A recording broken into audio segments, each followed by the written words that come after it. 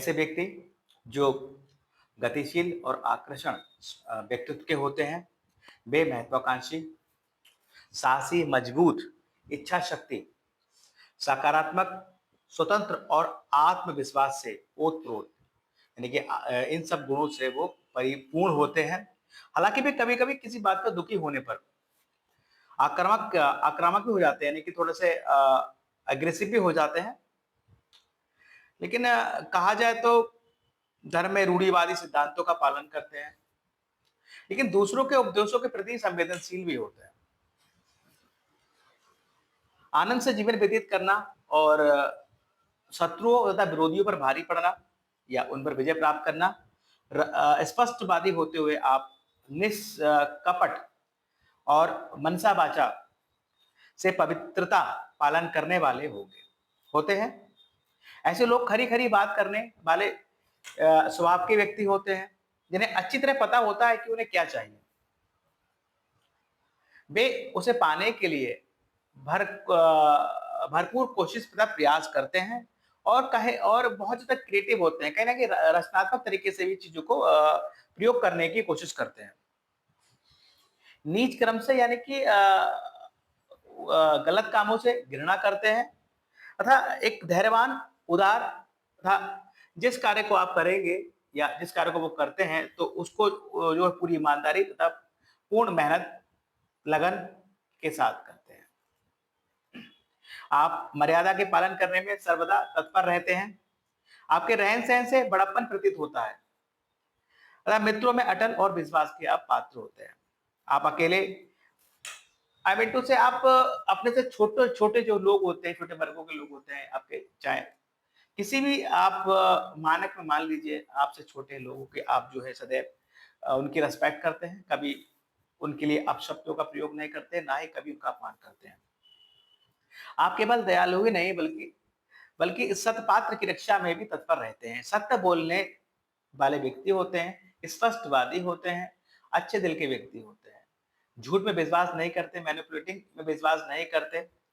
इसके साथ-साथ आप जो है दुःख के समय में घबराते नहीं हैं तथा अपनी सूझ-बूझ से दुःख के निवारण के लिए कोई ना कोई रास्ता निकाल लेते हैं। अर्थात कहा जाए तो आप अपने कठिन समय में भी अपने बुद्धि और बल तथा अपने साहस का परिचय देते हुए आप उस कठिन समय को भी पार कर जाते हैं। तो मित्रों, आप जान गए होंगे मैं किसकी बात कर रहा हूँ। ऐसा व्यक्तित्व, ऐसा स्वभाव जो मैंने आपको बताया, ये ऑल ऑफ ज़ोडिएक साइन में से मात्र एक ही पर्सन है जिसके जिसका ये स्वभाव हो सकता है। तो अब मैं चीज़ों को और गुप्त ना रखकर आपको बता देता हूँ। जी हाँ मित्रों, आज हम बात करने वाले हैं लियो असेंडेंट की, यानी कि सिंह लग्न के जातकों की।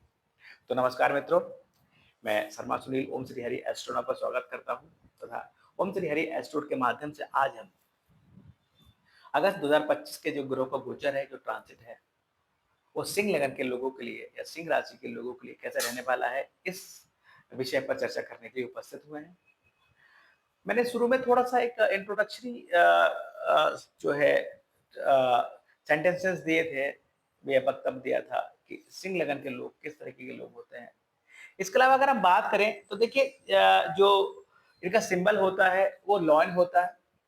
इनका जो रूलिंग प्लैनेट होता है वो सन होता है। शेर, एनिमल्स, पशुओं में राजा, सन, प्लैनेट्स में राजा, किंग ऑफ द प्लैनेट। तो सिंपल सी बात है कि दो राजा जैसे व्यक्तित्व आप में समाये हुए हैं, तो फिर आपको हम राजा ही कह सकते हैं।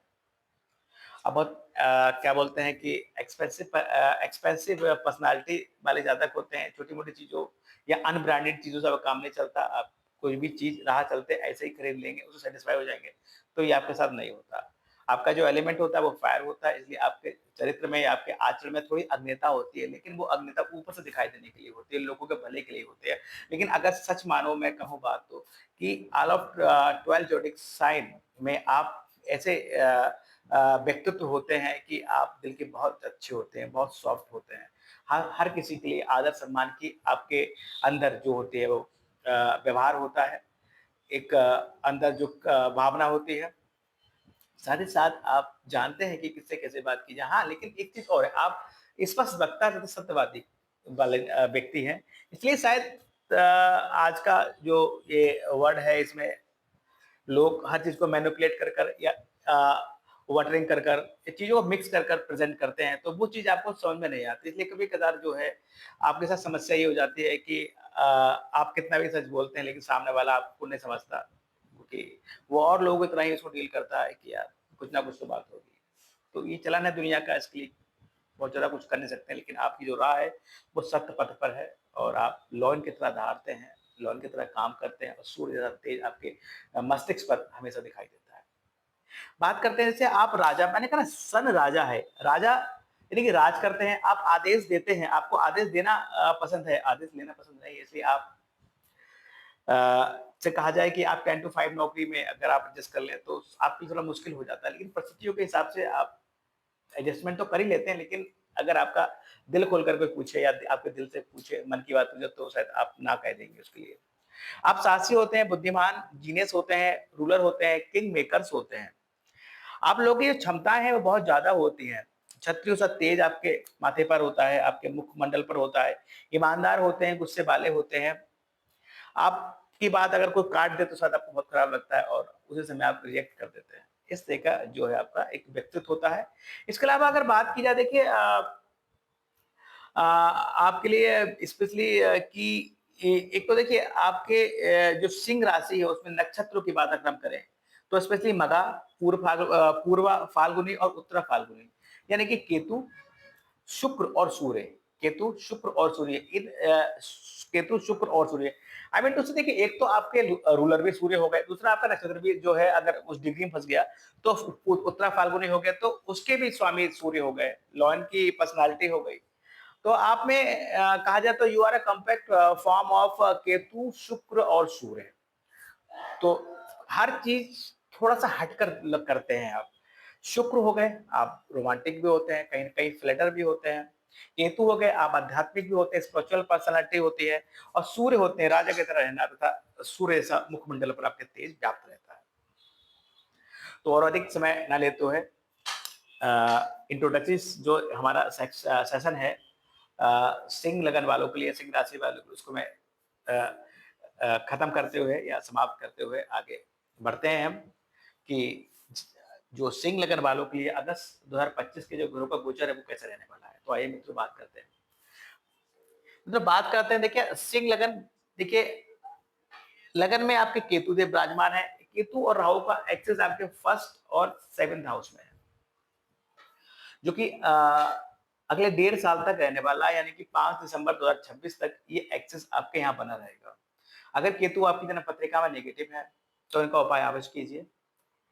नेगेटिव होने के अगर साइन कहूँ, देखिए आपको स्वयं के निर्णयों में जो है आपको सेटिस्फेक्शन नहीं होगा, क्योंकि आपके एक नंबर आपके बैठे हुए हैं, तो कहीं ना कहीं थोड़ा हेल्थ का इशू रह सकता है। साथ ही साथ दूसरा, मन में एक भय या सब कुछ छोड़ने की प्रवृत्ति, इस तरीके का विचार मन में रहेंगे रहेंगे। अगर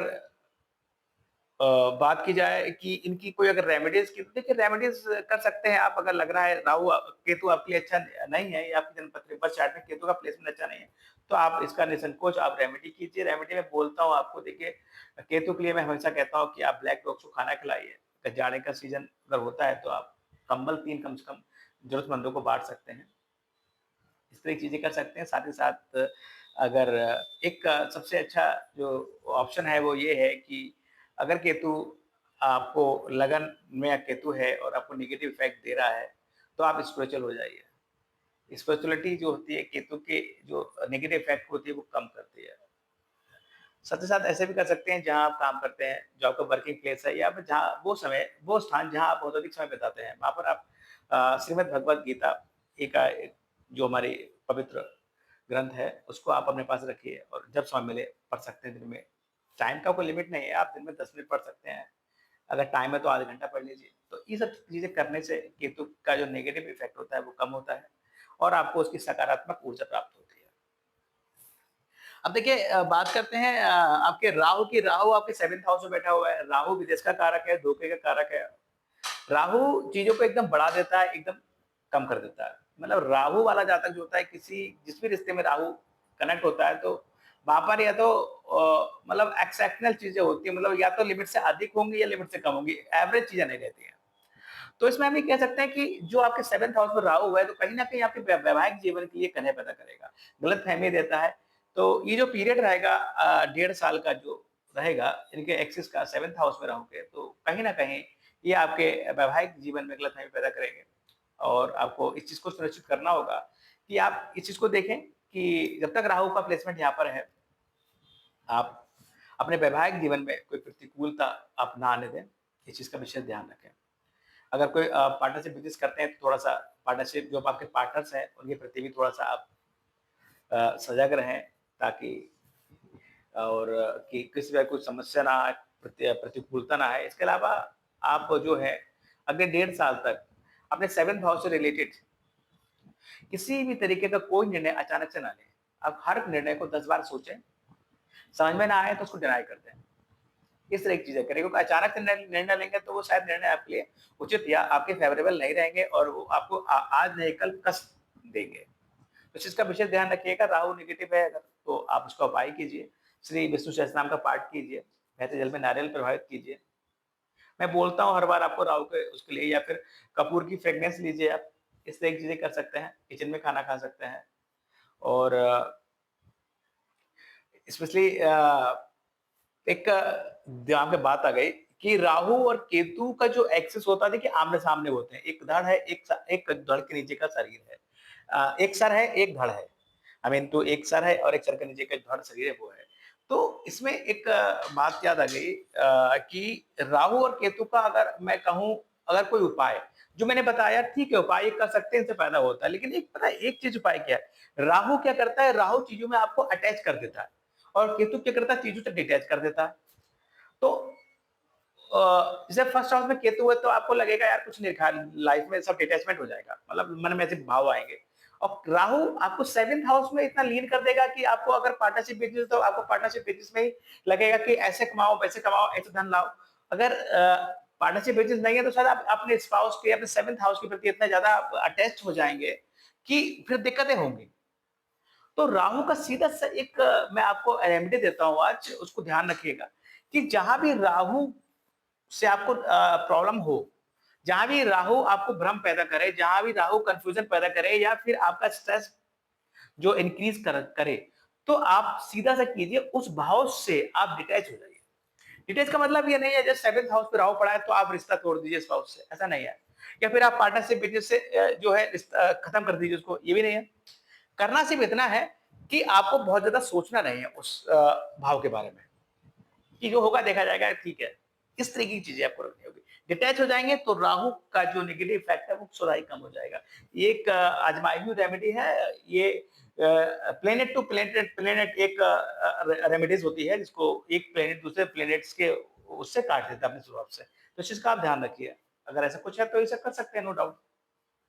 बात करते हैं लग्नेश की, लग्नेश आपके 12th हाउस में है और ये लग्नेश शायद 16 अगस्त तक ये 12th हाउस में रहने वाले हैं। हालाँकि मित्र का घर है, लेकिन फिर भी 12th हाउस है जो कि अस्पताल का घर होता है, दवाई का घर होता है, कोर्ट कचहरी का घर होता है, विदेश का घर होता है। इस पीरियड में देखिए एक तो पॉसिबिलिटी है कि अगर आप अगर इस पीरियड में 16 अगस्त तक का पीरियड कोई अगर विदेश जाने का आपका मन बन रहा था या कोई प्लान बन रहा था तो नो डाउट ये अच्छा योग है उसके लिए। लेकिन अगर ऐसा कुछ नहीं है और आप इस वे पर जो है अराइज़ नहीं है तो इस समय देखिए 16 अगस्त तक का पीरियड जो होगा आपको अपने हेल्थ के प्रति थोड़ा-सा अवेयर रहना पड़ेगा। तो इस पीरियड में आपका जो कॉन्फिडेंस होगा वो बहुत डाउन होगा। लगेगा कि यार मतलब एक कॉन्फिडेंस लो होगा, मेन चीज़ ये उत्साह कम होगा, आपके अंदर एनर्जी कम होगी, थोड़ा आपका तेज कम होगा। इस तरह की चीज़ें रह सकती हैं, लेकिन यहाँ पर एक रेमेडी आप कर सकते हैं कि भाई अगर विदेश नहीं जा रहे हैं तो कहीं न कहीं विदेश सिक्योरिटीज़ में कोई इन्वेस्टमेंट कर सकते हैं हल्का-फुल्का, तो वो भी एक रेमेडीज़ ही हाउस टू हाउस हो जाती है। लेकिन इवन जो इफ़ेक्ट रहेंगे आपको हेल्थ का आपका अपना ध्यान रखना होगा, पिता से दूरी बन सकती है या पिता का हेल्थ का भी इश्यू रह सकता है। आप का हेल्थ या पिता का हेल्थ इतना गिर सकता है कि आपको हॉस्पिटलाइज़ होना पड़े, अस्पताल में भर्ती होना पड़े या फिर किसी भी तरह का कोई अगर कोई व्यापार करते हैं तो सरकारी कोई टैक्सेशन वगैरह जो है आप समय से नहीं दिए हैं तो उसमें आपको कहीं न कहीं सरकार की तरफ से पेनल्टी वगैरह आप पर लग सकती है। इसके बाद देखिए इसमें साथ में बुध बैठे हुए हैं। अब बुध देखिए, बुध आपके लिए धनेश और लावेश यानी कि 11th और 2nd लॉर्ड होकर बुध जो है 12th हाउस में बैठे हैं। इसका मतलब ये होगा कि अगर हम अलाइनमेंट से बात, देखिए 2 चीज़ें हैं। बुध रिप्रेजेंट करते हैं आपके बुआ तथा बहन को, स्किन डिजीज़ को, या फिर स्किन को करते हैं, नर्वस सिस्टम को करते हैं। अब यहाँ पर जो आपके लिए विशेषता जो कहे गए हैं बुध सिंह लगन वालों के लिए, वो आपके 11th लॉर्ड और आपके 2nd लॉर्ड कहे गए हैं। यानी कि जो लाभ होगा वो उसमें अधिकांशतः पैसा व्यय हो जाएगा। अब किस रूप में व्यय होगा तो वो दशा अंतर्दशा पे जो है डिपेंड करेगा कि भाई अगर दशा चल रही है तो ठीक। तो अगर मान लो बुध की दशा चल रही है, बुध अंतर्दशा दशा में कहीं लगे हुए हैं, तो नो डाउट अब खर्चा होगा। तो इस तरह से कहीं हो सकता है कि बुआ बहन घर पर आए, उनके आदर सत्कार में पैसा खर्च हो जाए, या फिर उनका स्वास्थ्य वगैरह बिगड़ा हो तो आप डॉक्टर को दिखाएं। इस तरह की चीजें हो सकती हैं। साथ ही साथ यहाँ पर आप एनजीओ से जुड़कर या फिर एनजीओ को डोनेट कर सकते हैं। इस तरीके की चैरिटी या एनजीओ को, इस तरह की चीजें भी आप यहाँ कर सकते हैं। और साथ ही साथ देखिए ये आपका 2nd हाउस का भी लॉर्ड है, तो पॉसिबिलिटी ये भी है घर में किसी प्रकार का कोई मान लो कोई कोई गृह कलेश हो, उसको लेकर कोई कोर्ट कचहरी का इश्यू हो सकता है, या फिर कोई घर में कोई फीमेल्स या फिर बुआ बहन बीमार मैंने बोला हो जाए, तो उनको आपको हॉस्पिटलाइज कराना पड़ सकता हो, हॉस्पिटल में एडमिट करना पड़ सकता हो, और उस पे धन व्यय हो। इस तरह की चीजें यहाँ रह सकती हैं। यानी कि वाणिज्य जो सॉरी आपका जो कुटुंब है वहां से रिलेटेड कुछ व्यय हो सकता है। इस तरह की चीजें हो सकती हैं।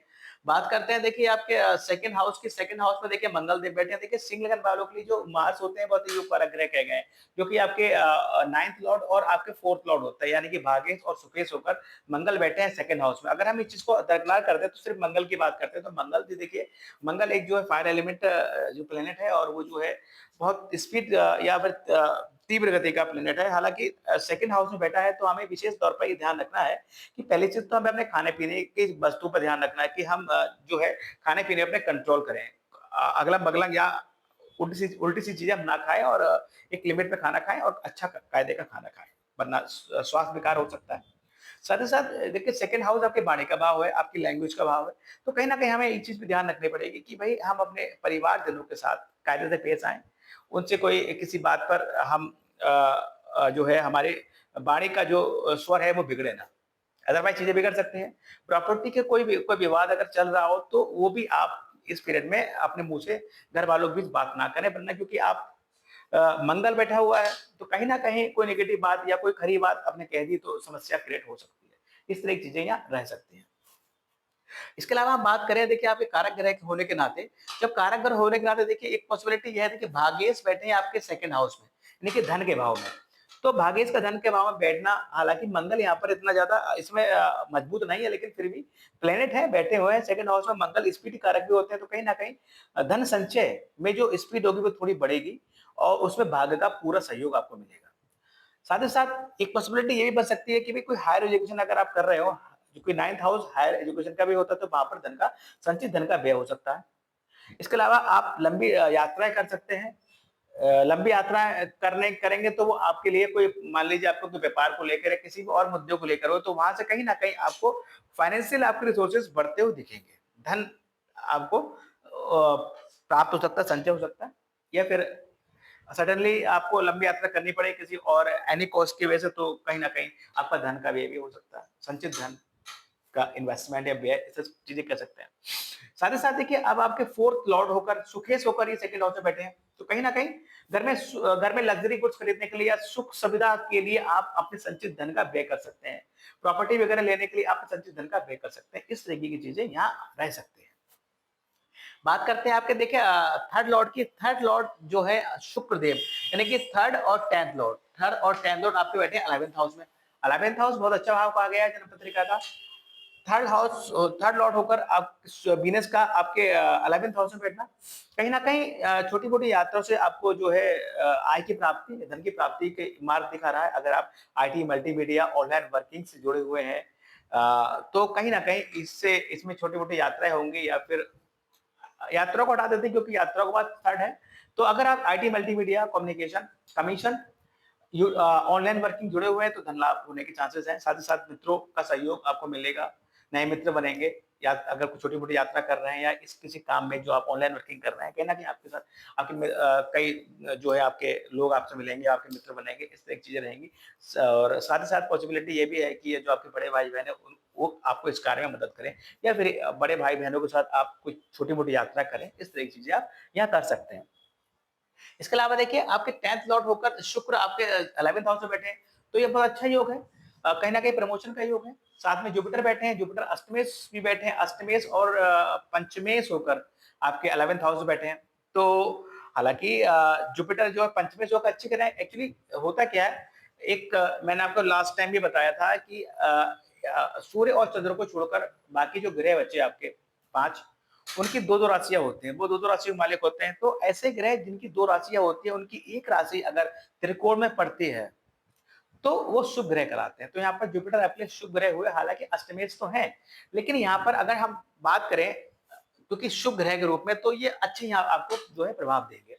कहीं न कहीं अगर आप नौकरी वगैरह में हैं या फिर अपने वर्किंग प्लेस में आपको कहीं न कहीं नए रिकॉग्निशन मिलेगी या फिर मान-सम्मान की प्राप्ति होगी और साथ में धन की प्राप्ति होगी। मित्र सहयोगी रहेंगे, बड़े भाई-बहन सहयोगी रहेंगे, इस तरह की चीज़ें यहाँ रह सकती हैं, पत्नी भी सहयोगी रह सकते हैं। ये अच्छा एक योग है। इसके अलावा अगर आप किसी प्रोफ़ेशन से जुड़े हुए हैं, तो भी आपको लाभ होने के चांसेस हैं क्योंकि बुध की उसमें बैठे हैं शुक्रदेव। बढ़िया योग है, no doubt financial point of view से शुक्र का 11th हाउस में बैठना भी एक अच्छा योग माना गया है। थोड़ी मेहनत तो लगेगी, मेहनत भी कराएँगे, लेकिन आपको धन लाभ देंगे। फाइनेंशियल पॉइंट ऑफ व्यू से यहाँ पर आपको जो है ये अर्निंग कराएँगे। अब बात करते थे कि यहाँ पर जुपिटर बैठे हुए अब जुपिटर जो है आपके लिए जो है आपके पंचम और 8th लॉर्ड है। तो अगर मैं बात करता हूँ कि अगर आप स्टूडेंट हैं तो मतलब 5th लॉर्ड का 11th हाउस में बैठना बहुत अच्छा योग है। अगर आप स्टूडेंट हैं तो कहीं न कहीं आपको अपनी पढ़ाई के क्षेत्र में कोई ना कोई अवार्ड वगैरह मिल सकता है। इसके अलावा अगर आप बेबी प्लान करने की सोच रहे हैं तो उसके लिए भी अच्छा योग है। लेकिन अष्टमेश है तो थोड़ा बहुत अगर इफेक्ट करें तो थोड़ा बहुत हो सकता है मेडिकल ट्रीटमेंट आपको लेना पड़ सकता है। अगर आप फीमेल हैं, आई मीन टू से फीमेल न्यूज़ हैं तो तभी तो आपको इस तरह की चीज़ें रह सकती हैं। आप जिससे प्रेम करते हैं तो नो डाउट बच्चा अच्छा पीरियड रहेगा। इसके अलावा मैरिज की बात की जाए तो हाँ, मैरिज के लिए भी जुपिटर की पोज़ीशन अच्छी है। साथ ही साथ जो जुपिटर 11th हाउस में बैठे हैं तो कहीं न कहीं अगर आप व्यापार से जुड़े हैं, बिज़नेस जुड़े हुए हैं तो ये पीरियड व्यापार में मुनाफ़े का पीरियड है। साथ ही साथ पॉसिबिलिटी ये है कि कहीं न कहीं हो सकता है कोई बिज़नेस का नया ऑफर आपको अपॉर्च्युनिटीज़ आपको चलकर आपके पास आए। इस तरह की चीज़ें यहाँ रह सकती हैं। अब आप बात करें अष्टम भाव की, अगर देखिए अष्टम भाव के कारतत्वों से रिलेटेड कोई आप काम कर रहे हैं, कोई व्यापार कर रहे हैं, यानी कि आप कोई क्या बोलते हैं कि आप इंश्योरेंस के काम में हैं, इंश्योरेंस का काम है, रिसर्चर हैं, ऑकल्ट से जुड़े हुए हैं, या फिर कह लीजिए कि कोई सर्जरी इक्विपमेंट्स से रिलेटेड कोई आपकी फैक्ट्री है, उद्योग धंधे हैं, इंडस्ट्रियलिस्ट हैं आप, तो ये योग आपकी जुपिटर का बहुत अच्छी पोजीशन है, खूब धन लाभ होगा, खूब बढ़िया जो है हिसाब किताब यहाँ रहेगा। बात करते हैं आपके 6th हाउस के, देखिए 6th हाउस जो है आपके नौकरी का भाव कहा गया है, सेवा भाव कहा गया है, रोग, रिपु, ऋण का भाव कहा गया है। 6 लॉर्ड बैठे हैं आपके 8th हाउस में, बहुत अच्छा प्लेसमेंट नहीं है लेकिन कहते हैं कि छठे भाव का स्वामी अष्टम भाव में बैठा है तो एक विपरीत राजयोग टाइप हम बोल सकते हैं इसको।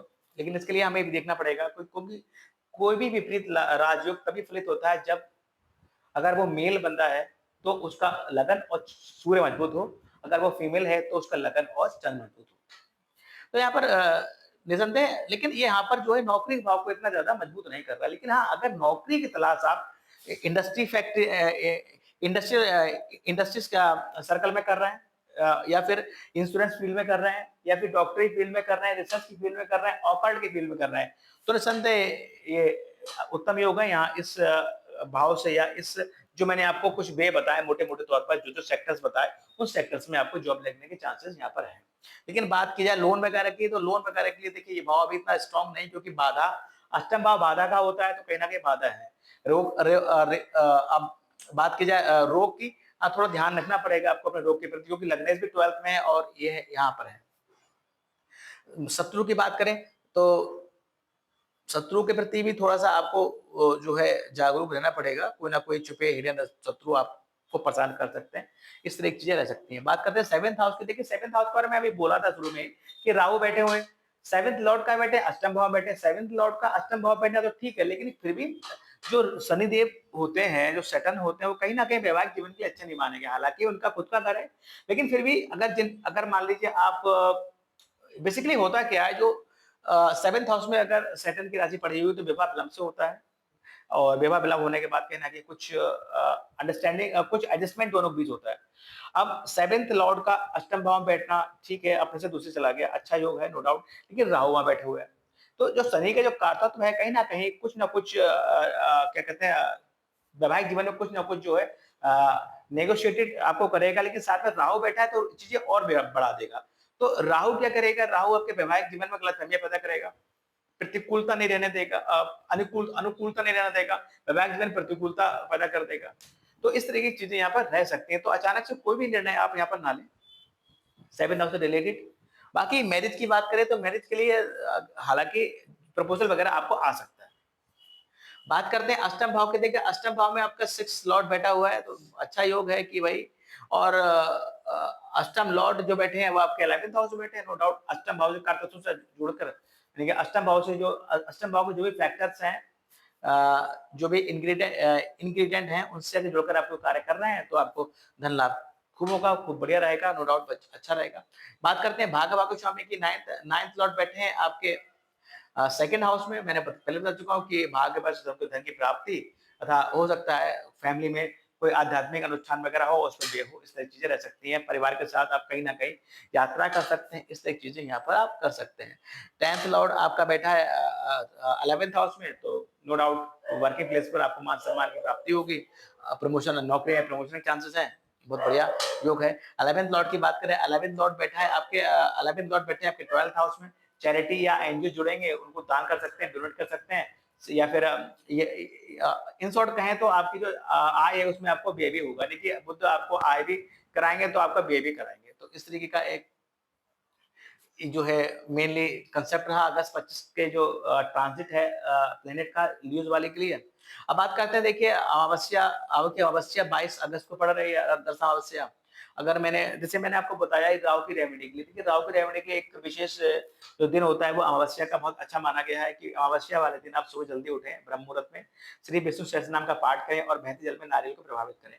और इसके अलावा देखिए आप और क्या कर सकते हैं, आप अमावस्या पर पितरों के निमित्त ब्राह्मणों को भोजन कराएं, उनको दान दक्षिणा दें तथा गरीब लोगों की जो है यथासामर्थ आप मदद करें। इसके अलावा आप और क्या कर सकते हैं कि अमावस्या वाले दिन आप दक्षिणामुखी होकर अपने पितरों को जलांजलि दें, ताकि पितृ आपसे प्रसन्न हो और आपके जीवन में चल रही कठिनाइयों का वो निवारण परमानेंटली कर कर सकें। एक अच्छी वो होती है, क्योंकि देखिए पितृ सबसे मेन होते हैं हमारे भाग्यों को बढ़ाने के लिए, हमारे जीवन में हमें सफलता दिलाने के लिए, क्योंकि पितरों की अनुकूलता बहुत ज़रूरी होती है। बात करते हैं प्रदोष की। 6 अगस्त और 20 अगस्त को प्रदोष व्रत है। आपके 12th हाउस में 4 नंबर राशि पड़ी हुई है, यानी कि आपके दवाई के खर्चे बहुत होते हैं, अस्पताल में आना-जाना लगा रहता है, अन्य घर में कोई ना कोई बीमार रहता है, या फिर कोर्ट के ज़रिए केसेस चल रहे हैं, उसमें बहुत फालतू का स्ट्रेस है या पैसा खर्च हो रहा है। ओवरऑल मैं कहूँ कि 12th हाउस से रिलेटेड आपको सारे नेगेटिव रिजल्ट मिल रहे हैं। आपका मन भी व्याकुल रहता है, मन में भी बहुत जो डाउट्स रहते हैं, निर्णय नहीं ले पाते एक बार में, एकाग्रता मन में नहीं है, तो आप निसंदेह जो है प्रदोष के व्रत करें और प्रदोष वाले दिन आप जो है शिवालय जाएँ, वहाँ जलाभिषेक करें तथा प्रभु से क्षमा याचना करें, उनकी पूजा अर्चना करें तथा अगर पॉसिबल हो तो कम से कम 1 माला आप जो है पंचाक्षर मंत्र की भगवान भोले शंकर जी के शिवलिंग के सामने बैठकर आवाज करें। इससे कहीं न कहीं आपके इस भाव से रिलेटेड जो है समस्याओं का निवारण परमानेंटली हो जाएगा। इसके बाद बात करते हैं, देखिए आपके चतुर्थी की। संकट की चतुर्थी 12 अगस्त को है और विनायक 27 अगस्त को है। आपको 3 और मतलब 11th और सेकंड लॉर्ड यानी कि इनकम और आपके धन प्राप्ति या कुटुंब, मित्रों या फिर बड़े भाई-बहनों से संबंध अच्छे नहीं है, या 11th और सेकंड हाउस से रिलेटेड आपको अच्छे रिजल्ट नहीं मिल रहे हैं, बहुत एफर्ट्स करते हैं लेकिन रिजल्ट नहीं आ रहे हैं। तो आप गणेश उपासना करें इस दिन। जो गणेश चतुर्थी के व्रत आप करें, इस दिन गणेश मंदिर जाएँ, लड्डू का भोग लगाएँ, प्रभु के चरणों में दरबार अर्पित करें, क्षमा याचना करें उनसे। निसंदेह आपको 11th और सेकंड के रिजल्ट आपको अच्छे मिलने स्टार्ट हो जाएँगे। बात करते हैं गजकेसरी योग की। 5, 13, 20 और 27 अगस्त को गजकेसरी योग लागू है, लगेगा जनक पत्रिकाओं में। अगर कृत्रिम योग के बारे में देखिए, मैं सदा भी ये बोलता हूँ, हमारे ज्योतिष में भी प्रमाणित चीज़ है कि जिन जातक-जातिकाओं के जन्म पत्रिका के अच्छे भावों में गज केसरी योग विद्यमान होता है, वे जातक और जातिकाएँ बहुत थोड़ी-सी मेहनत से फर्श से आज तक पहुँच जाते हैं। आपने देखा होगा आपके चारों ओर जो भी फेमस पर्सनैलिटीज़ होते हैं, जो सेलिब्रिटीज़ हैं, नेता हैं, अभिनेता हैं, सबकी जन्म पत्रिका में ये योग कहीं न कहीं किसी न किसी रूप में विद्यमान अवश्य रहता है। बात करते हैं आपके सनसाइन की बेस्ट सनसाइन एरीज़ हो गया, लियो हो गया और सेजिटेरियस हो गया, यानी कि मेष, सिंह और आपका जो है धनु लगन। ऐसे लोग आपके लिए जो है बहुत लकी लोग होते हैं। ऐसे लोग अगर आपके संपर्क में हैं तो उनसे मित्र व्यवहार बनाए रखिए और कहीं न कहीं आपकी जो है कठिन समय में आप इनसे जब एडवाइस लेंगे तो इनकी एडवाइस आपकी बहुत ज़्यादा लकी रहेगी और आपको भविष्य में बहुत फ़ायदा पहुँचाएगी। बात करते हैं आपके हेल्थ के इश्यू की 7, 8 और 9 अगस्त 3 तारीख को आपका हेल्थ का इश्यू बाकी महीनों की अपेक्षा ज़्यादा रहेगा। इवन मैं कहूँ कि हेल्थ का इश्यू बेसिकली देखिए एक तो सूर्य आपके 12th में है, तो हो सकता है ये पॉसिबिलिटी है देखिए 16-8 तक आपका जो हेल्थ बेसिक डाउन रहेगा, लेकिन स्पेशली इन तिथियों में ज़्यादा डाउन रहेगा। स्ट्रेस 12 और 13 अगस्त को आपको ज़्यादा रहेगी। एक्सपेंसेस टाइम 20, 21 और 22 अगस्त को आपका रह सकता है। 20, 21 और 22 अगस्त को आपको खर्चा करने का मूड बनना है या प्लान बनना है आपका, आप घर वालों का, आपका या आपके घर वालों का, तो प्लीज़ उसको वहाँ पर जो है पोस्टपोन करिए, वरना अधिक व्यय हो सकता है। इसके अलावा रक्षाबंधन 9 अगस्त को है और जन्माष्टमी 15 अगस्त को है, तो मैं आप अपने सभी पाठकों को या अपने सभी शुभचिंतकों को जो है रक्षाबंधन तथा जन्माष्टमी की ढेर सारी शुभकामनाएँ देता हूँ। तो wish you very happy and wish you very happy Rakshabandhan and Krishna Janmashtami. अ, इसके अलावा मैं बात करूँ देखिए आपको सदैव भगवान श्री प्रभु श्री हरि की आपको उपासना करनी चाहिए, विष्णु भगवान की उपासना करनी चाहिए। तो अगर मैं बात करूँ स्टोन की तो आपको रूबी पहन सकते हैं, कोरल पहन सकते हैं, टोपाज पहन सकते हैं। लेकिन कोई भी रत्न रिकमेंड करने से पहले मैं देखो हमेशा बोलता हूँ कि आप जन्मपत्रिका का अपने विश्लेषण एक बार किसी अच्छे एस्ट्रोलॉजर से आप करा सकते हैं। और एडवाइस ऑन एस्ट्रोलॉजर ही आप कोई भी स्टोन धारण करें, क्योंकि हम जो जानकारी देते हैं वो आपके ग्रह भाव के हिसाब से देते हैं और अब डिपेंड करता है कि आपके बर्थ चार्ट में उस भाव का स्वामी कहाँ है। अगर बुरे भावों में है तो शायद आपको स्टोन रिकमेंड नहीं किया जाएगा। मित्रों एक छोटा-सा प्रेडिक्शन था अगस्त 2025 का लियो असेंडेंट के ऊपर, यानी कि सिंह लग्न के जातकों के लिए अगस्त 2025 का महीना कैसा रहेगा। वीडियो पसंद आए तो लाइक कीजिएगा। जिन लोगों ने हमारे चैनल ओम श्री हरि एस्ट्रोवर्ड सब्सक्राइब नहीं किया तो प्लीज सब्सक्राइब माय चैनल। साथ ही साथ आपके संपर्क में जो लोग लियो असेंडेंट यानी सिंह लगन या सिंह राशि के लोग हैं तो उनको ये वीडियो जरूर फॉरवर्ड कीजिएगा ताकि वो जाने अगस्त 2025 का जो गोचर है वो उनके लिए कैसा रहेगा।